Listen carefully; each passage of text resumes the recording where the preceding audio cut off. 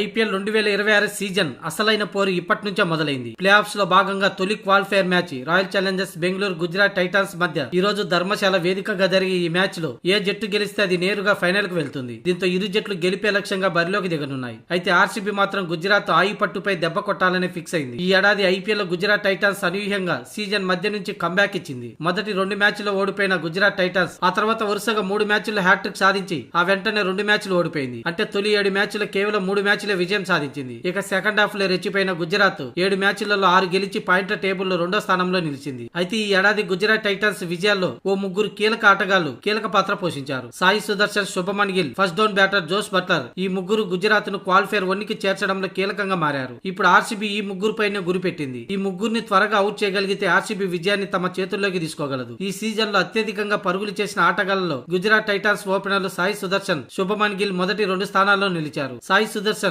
638 పరుగులు చేయగా శుభమన్ గిల్ 616 పరుగులు చేశాడు. వీరిద్దరితో పాటు first down batter Jos Buttler 469 పరుగులు చేయడం విశేషం. పవర్ ప్లేలోనే ఈ ముగ్గురు ఆటగాళ్లను బయటకు పంపించాలని ఆర్సీబీ భావిస్తుంది. తమ కీలక పేసర్లు భువనేశ్వర్ కుమార్ తో పవర్ ప్లేలోనే 3 ఓవర్లు వేయించి ముఖ్యంగా ఓపెనర్ల పార్ట్నర్షిప్ దెబ్బతీయగలిగితే ఆర్సీబీ సక్సెస్ సాధించినట్టే. మరోవైపు గుజరాత్ కూడా తమ బౌలింగ్ తో ఆర్సీబీని దెబ్బతీయాలని చూస్తుంది. అయితే ఈ మ్యాచ్ లో ఓడిపోయిన మరో అవకాశం ఉన్నప్పటికీ గత 19 సీజన్లలో చూసుకుంటే తొలి క్వాలిఫైర్ లో గెలిచిన జట్టే 12 సార్లు విజేతగా నిలిచాయి. దీంతో అవకాశాన్ని అందిపుచ్చుకునేందుకు గాను తొలి క్వాలిఫైర్ లోనే గెలిచి ఫైనల్లో అడుగుపెట్టి ఆత్మవిశ్వాసాన్ని మూటగట్టుకోవాలని ఇరు జట్లు భావిస్తున్నాయి. అందుకే ఓ అడుగు ముందుకేసి ఆర్సీబీ జట్టు గుజరాత్ టాప్ ఆర్డర్ వికెట్లపైన కన్నేసింది. పవర్ ప్లేలోనే కనీసం 2 వికెట్లైనా తీసి గుజరాత్ ను దెబ్బ కొట్టాలని ఆర్సీబీ ప్లాన్ వేస్తుంది.